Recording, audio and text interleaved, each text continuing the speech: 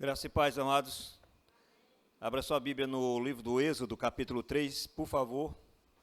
É o segundo livro da Bíblia Sagrada. Eu peço a você que abra o livro do Êxodo no capítulo 3, a partir do capítulo 3. Esperamos nós que o Senhor, na sua infinita graça e misericórdia, fale conosco nesta noite. Nós precisamos ouvir a voz dEle. Nós precisamos ouvir Ele.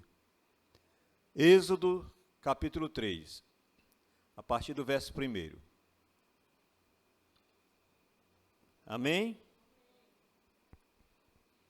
Certo dia Moisés estava cuidando do rebanho do seu sogro Jetro, sacerdote de Midian.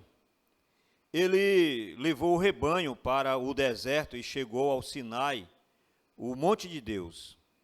Ali o anjo do Senhor lhe apareceu no fogo que ardia no meio de um arbusto. Moisés olhou admirado, pois, embora o arbusto estivesse envolto em chamas, o fogo não consumia.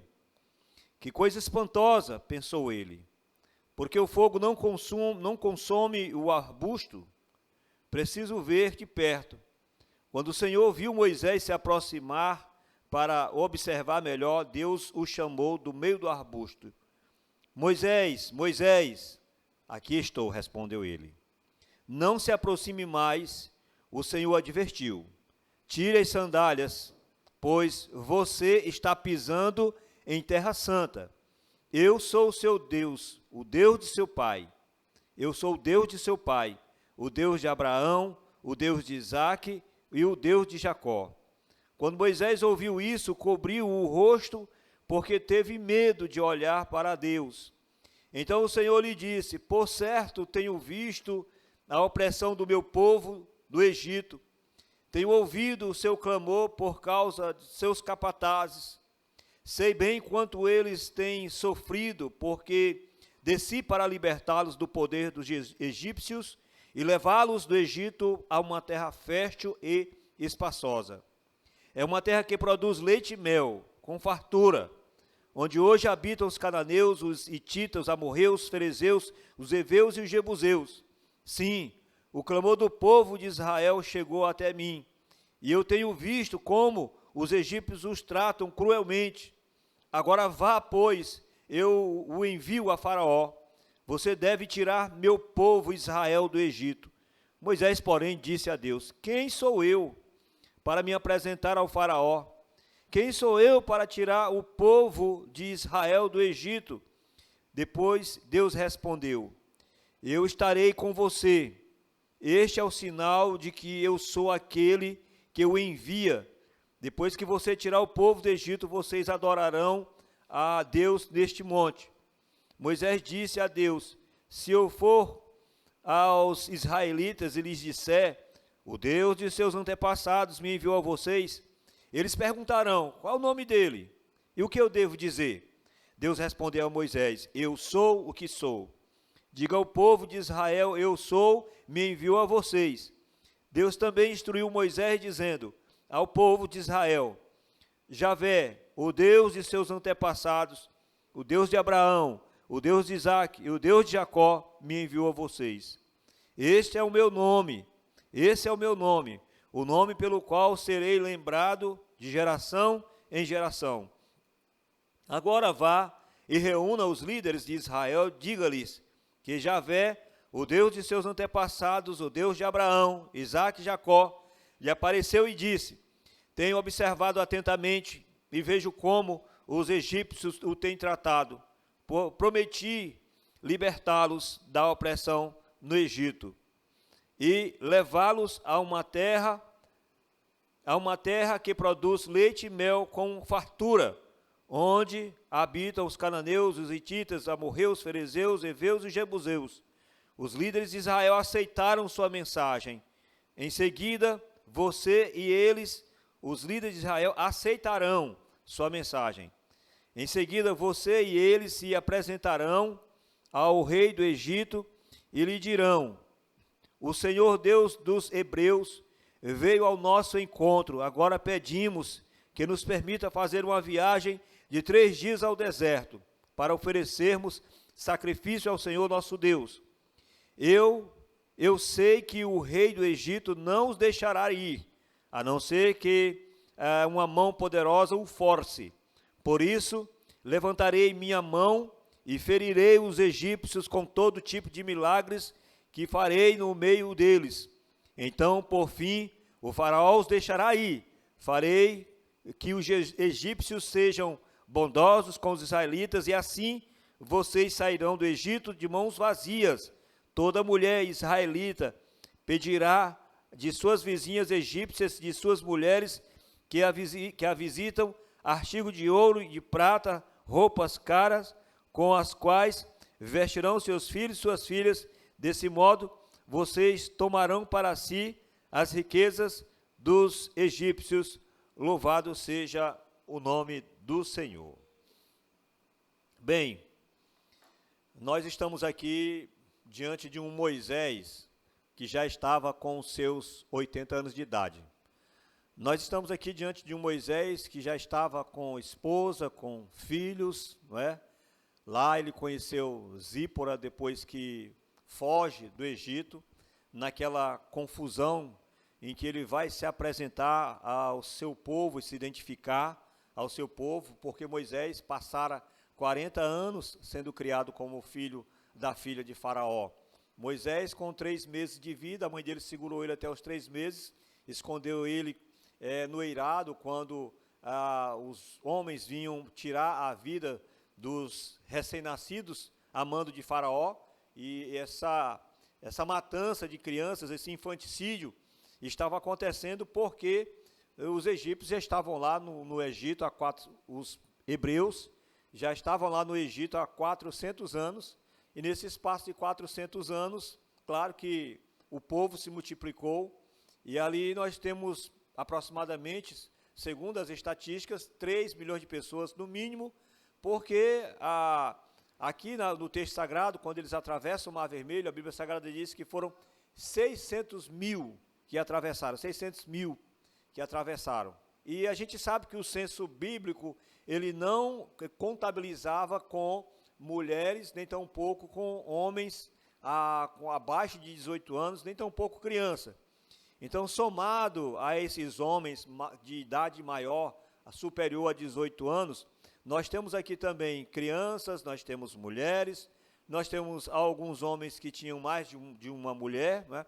A poligamia era algo que acontecia no meio daquele povo, não como uma situação de pecado, né? Mas como uma situação de multiplicação, de tradição e outros motivos mais pelos quais eles tinham, era fazer parte daquela cultura. Mas era essa quantidade de gente que nós tínhamos ali no Egito, e isso estava colocando medo no coração do faraó que estava naquele momento governando o Egito, e exatamente o porquê dele mandar com que as crianças, as mulheres que fossem parindo, era para as parteiras tirar a vida dessas crianças, né, para que o povo hebreu não crescesse lá no Egito, né? E a gente sabe que as parteiras chegavam lá e não faziam o que Faraó pediu, e Faraó foi questionar, né, essa situação. Ela dizia, não, é porque elas são muito viril, essas mulheres elas parem muito rápido, quando a gente chega lá as mulheres já têm parido e tal, e isso evitou a morte de muita gente. E dentre essas mortes que foi evitada, muitas crianças, uma delas foi a de Moisés, que foi escondido, né, quando os guardas foram lá procurar, Moisés estava escondido no eirado da casa dele, a mãe dele escondeu, mas segurou até os 3 meses de vida. Depois de 3 meses de vida, ela faz um cesto de junco, não é? E coloca Moisés nesse cesto de junco e coloca ele no rio Nilo. E o rio Nilo, as águas do rio Nilo saem levando. Detalhe é que Miriam, irmã de Moisés, sai acompanhando ele para ver até que destino o irmão dela ia. E por providência de Deus, não foi coincidência, mas foi providência de Deus, o cesto de junco foi parar exatamente no local onde a filha de Faraó tomava banho. E uma das suas servas, olhando aquele objeto, quando chegou lá, viu que era um menino, e um menino formoso, e ela levou e apresentou para a filha de Faraó, e a filha de Faraó tomou aquela criança para si. Miriam, que estava acompanhando, disse, olha, essa criança vai precisar ser amamentada, e eu conheço uma hebreia que pode amamentar essa criança aí, nada mais, nada menos do que a mãe de Moisés, e Moisés foi amamentado pela própria mãe dele, né, o período que ele precisava, que nessa época era até 5, 6 anos de idade, ele ficou sendo amamentado pela mãe dele, mas foi criado como filho da filha de Faraó, foi criado como príncipe do Egito, não é? Recebendo toda a educação de ponta que naquele tempo era oferecido, todo treinamento militar, todo treinamento administrativo foi dado para Moisés, porque Moisés era um pretenso herdeiro ao trono do Egito. Mas acontece que quando ele vai se revelar para os seus irmãos, que ele chega lá, ele encontra um soldado egípcio maltratando, né? Porque isso era muito comum, e esse foi o porquê de Deus ter chamado Moisés para libertar o povo, né? E nós estamos aqui com 40 anos haviam se passado, e o povo continuava sendo fustigado pelos egípcios, continuava sendo maltratado pelos egípcios, e eu tenho falado aqui para a igreja que tem duas coisas que chegam muito rápido ao trono da graça. Uma é a oração da fé, e a outra é pecado quando está demais. O pecado de Faraó em relação ao povo de Deus estava demais. Já estava durando 400 anos de castigo duro, de opressão para com o povo de Deus. E eu quero dizer para você, porque às vezes a gente acha que Deus não está vendo as injustiças que acontecem mundo afora, que acontecem no nosso país. Deus está vendo. Domingo eu estava falando de uma cena que eu vi e partiu meu coração, e quando eu lembro daquela cena, eu fico mal novamente, porque eu vi uma criança na idade do meu neto, na idade do Cauê, não é? Deitado numa maca, todo sujo de fuligem, dos escombros, né, da guerra, e aquela criança sem a presença do pai, sem a presença da mãe, não sei de que lado aquela criança pertencia, mas era uma criança, não sei se era dos palestinos, não sei se era dos iranianos, ou se era dos israelitas, mas a verdade é que aquela cena mostra, não explicando, mas mostra duas crianças, dentre elas tinha uma criança de aproximadamente 2 anos de idade, aquela criança tremia ali, não é? Aquela criança ficava tremendo, que estava em choque, um choque nervoso, aquela criança estava sofrendo, e as pessoas, os homens com muito cuidado, os médicos com muito cuidado, tratando aquela criança muito nervosa. A vontade que eu tive foi de entrar na tela do celular e pegar aquela criança para mim. Né? Será se Deus está vendo o que está acontecendo mundo afora? O que as guerras estão fazendo com a nossa gente, especialmente com as crianças? Será se Deus está vendo? Né? Parece que não. Criança morrendo, criança sofrendo desse jeito, parece que não. Parece que não, era 40 anos que já havia se passado. Parece que não existia nem Deus, né? O povo de Deus passando por essa situação. Claro que até então a ficha deles ainda não havia caído, eles não tinham essa intimidade, essa relação com Deus, né? O que se sabia de Deus era muito pouco, porque esse povo, mesmo com o passar dos anos, eles foram se afastando, porque a miscigenação religiosa no Egito era muito grande. Aqui nós vamos perceber essas 10 pragas, era o destruir, era o desentronizar de 10 deuses que os egípcios adoravam, por isso que Deus mandou as 10 pragas. Eles adoravam o inseto, eles adoravam a terra, eles adoravam as águas do rio Nilo, eles adoravam a rã, tinham a rã como Deus, né? Eles tinham o sol como Deus, por isso que o Senhor mandou trevas, né? E ali era o Senhor desentronizando 10 deuses, mas esse povo não estava, né, em comunhão com o Senhor, mas mesmo não estando em comunhão com o Senhor, era povo de Deus. Você consegue compreender o que eu estou dizendo? Mesmo não estando em comunhão com Deus, era povo de Deus. E a Bíblia Sagrada diz que o Senhor se inclinou para ver aquela situação que já vinha durando 40 anos.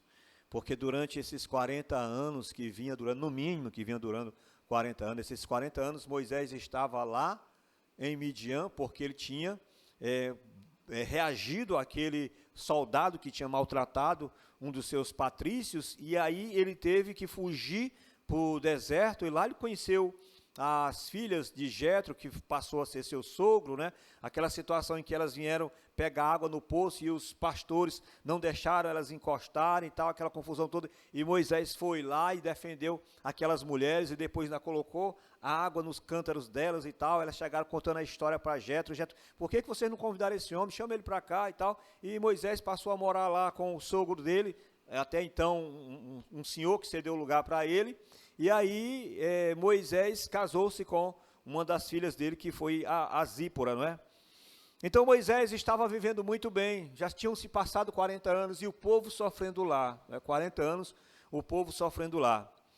E de repente Moisés estava pastoreando as suas ovelhas, ele agora com seu empreendimento, indo de vento em popa, estava tudo tranquilo, ok, obrigado, eu estou vivendo a minha vida com a minha família, nada de anormal, até que Deus aparece para Moisés. E aí o que a gente chama na teologia é a teofania, ou seja, é a manifestação do Deus Espírito em forma humana, ou como no caso de Moisés, numa sarça ardente, né? A sarça é uma espécie de arbusto cheio de espinho, não é? E quando Moisés está lá, naquele monte, lá no Monte Horebe, Deus aparece para Moisés por meio daquela sarça ardente. Deus se manifesta para ele, e ele fica admirado com aquela situação, como nós lemos aqui, não é? Aquela sarça que tinha fogo, mas o fogo não consumia, e aí a gente vai perceber que Deus deixa bem claro para nós a sua presença, o seu objetivo para nós, a sua mensagem para nós. Não tem o mistério de Jeová, não há mistério na mensagem de Deus para nós. Deus aparece de maneira audível, Deus aparece de maneira visível e aparece de maneira palpável. Você podia tocar naquela sarça, ele ouviu a voz de Deus: olha, tira a sandália dos pés, porque a terra em que você está é terra santa. Não por conta porque se trata de um lugar místico e tal, e pessoas que vão para Israel, aí traz uma pedra de Israel, traz uma mão cheia de areia de Israel. Não se está falando do misticismo do lugar, das coisas, dos objetos, é porque a presença de Deus tornou aquele lugar santo. Foi a presença do Senhor que tornou aquele lugar santo, quando Moisés se aproxima, quer se aproximar dele, não é?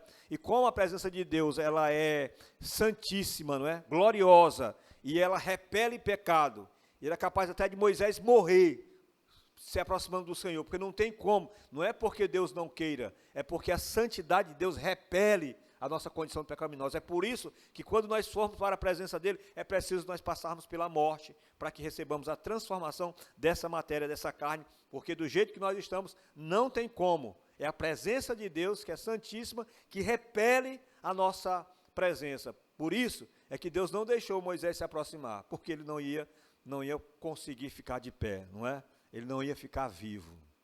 E aí quando Moisés vê aquela situação, repito, ficou muito claro para Moisés que ali estava alguém falando para ele, e esse alguém era o próprio Deus, quando ele diz: olha, fala que é o Deus dos teus antepassados, Deus de Abraão, Deus de Isaac, Deus de Jacó. Com certeza, a tradição oral que era mantida naquele tempo, inclusive Moisés só conseguiu escrever o Pentateuco, não é? Quando ele não estava presente lá no Gênesis. Como é que ele consegue escrever o Pentateuco? Ele escreveu o Pentateuco por conta da tradição oral, o que eles passavam de boca em boca, sem aumentar nenhum ponto, sem aumentar nenhuma vírgula, sem aumentar nenhum tio. Por isso que em Apocalipse você vai encontrar que aquele que aumentar um tio, né, uma vírgula desse livro, será réu do inferno. Então Moisés ele conseguiu escrever por isso. Então a tradição vinha sendo passada pelo povo, porque se Moisés chegasse e trouxesse essa mensagem, o povo iria lembrar do que Deus fez na vida de Jacó, do que Deus fez na vida de Abraão, do que Deus fez na vida de Isaac. Anuncia que é o Deus de Abraão, Deus de Isaac. Ele não chegou lá dizendo: é o meu Deus. Chegou lá: o Deus de Abraão, Deus de Isaac, Deus de Jacó. Aquilo que a tradição vem falando para vocês, aquilo que vocês sabem cabalmente. Mas, Senhor, mesmo assim, se o povo não acreditar que eu estou falando a verdade, o que é que eu vou fazer? E Deus mandou ele colocar o cajado dele no chão. E quando ele coloca o cajado dele no chão, o cajado se transforma numa serpente. E Moisés fica admirado com aquilo, se afasta, né, com medo. E Deus disse: pega a serpente pela cauda. E Moisés foi lá e pegou a serpente pela cauda. Ela se transformou no cajado dele novamente. E agora pega tua mão e coloca no peito. E Moisés colocou a mão dele no peito. Quando ele colocou a mão dele, ele ficou leproso. E quando ele olhou, estava todo leproso, e Deus disse, bota novamente a mão no peito. Ele colocou a mão no peito novamente, e ele ficou limpo da lepra. É com esses milagres que você vai se aparecer para Faraó, né? Então, ficou bem clara a mensagem de que era Deus falando com o povo. Ontem nós estávamos lá, né, nos maravilhando com mais um encontro dos homens, né? A gente tem um momento que, para nós ali, é um seminário, né? É um debate maravilhoso da palavra. Quem vai para as reuniões dos homens sabe que é. E eu estava dizendo, né, o Marco levantou uma situação, né, sobre a maravilha que Paulo tinha, né, da intimidade que ele tinha com Deus, cheio do Espírito Santo, né, os discípulos, né, alguns deles eram trasladados, né, como foi o caso de Filipe, não é? De repente o Espírito Santo arrebatava eles de um lugar para o outro, né, de tanta comunhão que esses homens tinham com o Senhor e tal. E eu fiz um adendo dizendo, olha, nós estamos numa condição melhor do que esses homens. Eu e você estamos numa condição melhor do que a de Moisés. Nós aqui não vamos precisar mais da teofania de Deus. Nós aqui não vamos mais estar precisando ouvir a voz de Deus. Nós não vamos mais precisar estar vendo milagre, né, do mar se rasgar ao meio, porque tudo isso que aconteceu está registrado aqui para nós, e eles não tinham esse registro. Eles não tinham nada disso registrado para saber acontecer. Eles não conheciam a história de Paulo. Nós estamos conhecendo a história de Moisés, mas nós conhecemos a história de Paulo, de Pedro, de João, de Tiago. E eles não tinham, e além disso, eles não tinham o Espírito Santo. Nós temos o Espírito Santo. Claro que eles tinham um diálogo direto com Deus, era um acesso direto com Deus. O Deus Espírito falava com ele por meio da teofania, mas não, hoje o Deus Espírito está em nós. Quando nós confessamos Jesus como Senhor e Salvador das nossas vidas, Ele está em nós. Então nós estamos numa situação melhor do que Moisés, do que Paulo, do que tantos outros, e nós temos aqui, de maneira palpável, visível, que Deus está falando conosco. Nós não podemos ter dúvida de que Deus não precisa alguém chegar e fechar os olhos e respirar fundo. Olha, eis que te digo, isso, aquilo, outro. Não precisa, para que nós entendamos que isso é de Deus, porque está aqui o registro da palavra dele, palpável e visível para todos nós. Só nos resta colocar em prática o que aqui está escrito. Só nos resta colocar em prática. Porque quando Deus se apresenta para Moisés, que o comissiona, né, que o arregimenta, né, Deus coloca Moisés como um líder militar, um líder político, para aquele povo ser liberto lá do Egito. Deus o comissiona com isso, mas nós precisamos entender uma coisa, irmão, que Deus não quer você fazendo a obra de qualquer jeito. Deus quer que nós venhamos dar o melhor de nós para Ele. Deus quer que nós nos capacitemos para fazer a boa obra dele. Você pensa que um médico de destaque que surge no meio do povo de Deus é um médico de destaque porque, enfim, ele vai se dar bem na carreira? Nada disso. É porque, como um médico de destaque no meio da ciência, no meio da medicina, ele vai falar com Deus de maneira categórica. E assim por diante, em várias outras situações, porque Deus é Deus. Sim, poderia pegar um Moisés jovem e levantar Moisés, vai lá, liberta, já que estava há 400 anos o povo sendo escravo. Pegava Moisés jovem, não, mas foi preciso passar, sabe quantos anos? 80 anos, porque Moisés viveu até os 40 anos como filho da filha de Faraó, até que aconteceu aquele incidente, que ele fugiu para o deserto. Lá no deserto ele passou mais 40 anos, depois de 40 anos Moisés já tinha 80 anos de vida. Por que Deus não chamou Moisés ainda, um jovem, para fazer a obra dele? Já, Deus é poderoso, qual o problema? Não, porque Deus usa o natural para promover o sobrenatural. É natural que nós nos capacitemos, é natural que nós estejamos preparados, no mínimo com o conhecimento do que aqui está escrito. No mínimo com o conhecimento do que aqui está escrito. Moisés recebeu as melhores instruções daquela época. O povo ia sair aleatoriamente, eram nômades, né, que às vezes alguns filmes, né, retratam como se fosse um povo assim, andando aleatoriamente e tal, vestido de qualquer jeito. Não. As mulheres já se adornavam com ouro e tudo. Até hoje, naquela época, os egípcios, a ciência mostra que os egípcios já faziam extração dentária com a aplicação de anestesia. Eles já faziam extração dentária com a aplicação de anestesia. Como eles aplicavam, isso aí é outros 500, mas já tinham anestésico para fazer extração dentária. Então, era uma comunidade evoluída, porque quando nós imaginamos o homem de 6.000 anos atrás, que é a história da humanidade, né, quando a gente vai para a ciência né, fora da teologia, quando a gente vai para a arqueologia humana, né, não arqueologia bíblica, a gente imagina aqueles primatas, né, aqueles homens, né, barbudos, que parecem muito mais com um macaco do que com qualquer outra coisa, né? E vestido de qualquer jeito, com aquelas peles de animal, aquelas coisas grosseiras. Não, Deus criou o homem inteligente. O homem sempre foi inteligente. O homem sempre teve boa cognição. Tanto é que quando Adão descobre que estava nu, a Bíblia Sagrada diz que ele coseu, né, confeccionou roupa de folhas de figueira, claro. Mas Deus foi lá e fez de peles de animais. Mas o homem sempre foi inteligente. Deus não criou o homem foi evoluindo, a inteligência do homem e tal. Não, o homem foi feito à imagem e semelhança de Deus. Você consegue compreender?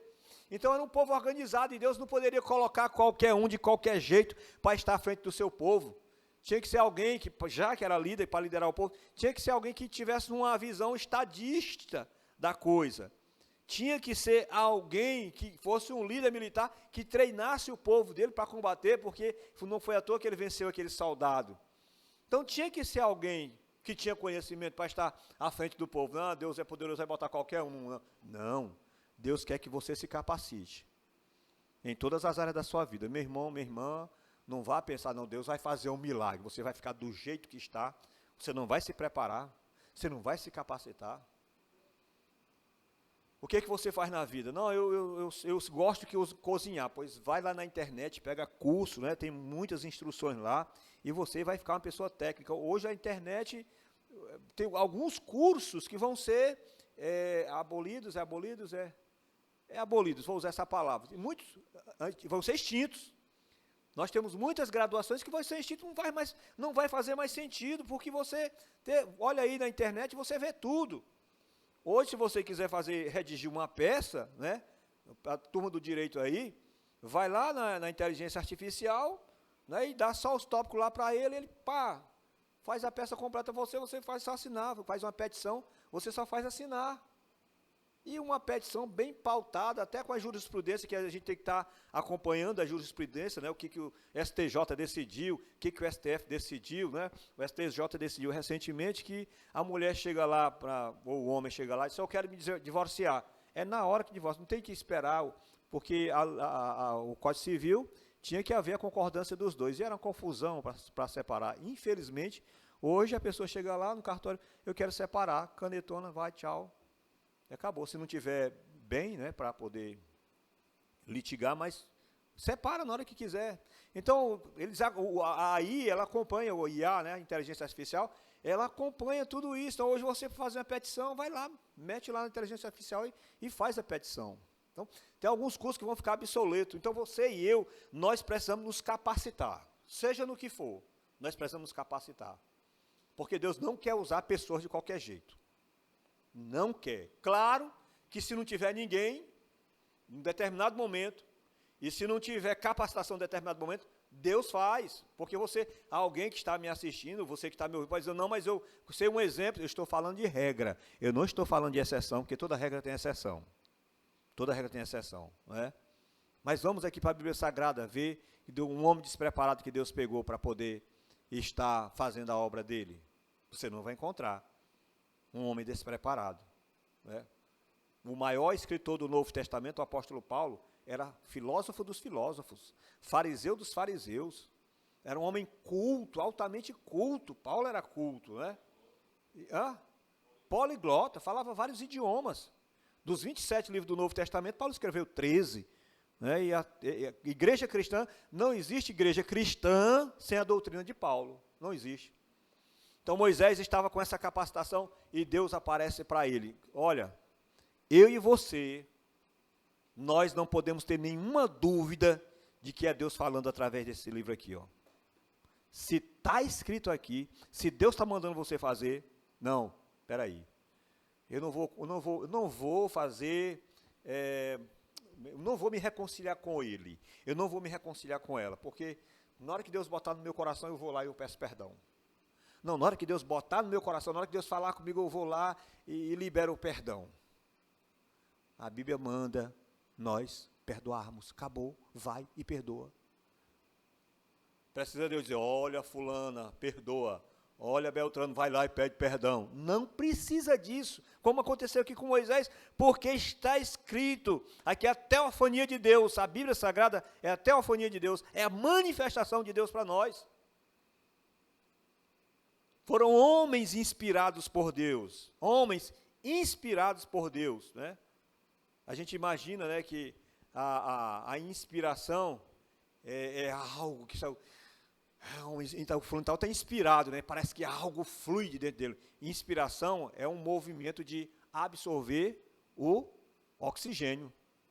E a expiração de eliminar o gás carbônico. Então, quando eu estou inspirando, eu estou recebendo o oxigênio. A Bíblia Sagrada diz, em 1 Timóteo capítulo 3, versículo 16, que toda a escritura é divinamente inspirada por Deus. Toda a escritura é divinamente inspirada. Então, nós não precisamos ter dúvida. Se formos fazer uma análise técnica da Bíblia Sagrada, vamos pensar aqui, um livro que foi escrito em 1600 anos, e pessoas que nunca se viram, e o compêndio concordar entre si, porque um pedaço foi achado num lugar, outro pedaço da Bíblia foi achado no outro lugar, nem inteira ela estava para poder haver, coincidência, não encontraram um livro só, foi um homem só que escreveu, não encontraram um pedaço aqui, outro acolá, encontraram lá nas cavernas de Curã, nas proximidades do Mar Morto, e assim foram juntando a Bíblia Sagrada, e o compêndio concorda, né, o cano da Bíblia Sagrada.